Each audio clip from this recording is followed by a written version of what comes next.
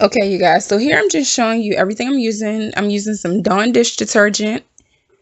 I thought I was recording, so I had already mixed everything together and I had set my brushes in the water, so you see the water's turning brown. I'm using white vinegar. You can also use apple cider vinegar. I've tried that as well. So you leave it setting for, right now I'm just taking the brushes out and putting them back in to show you guys, you know, how dirty the brushes look.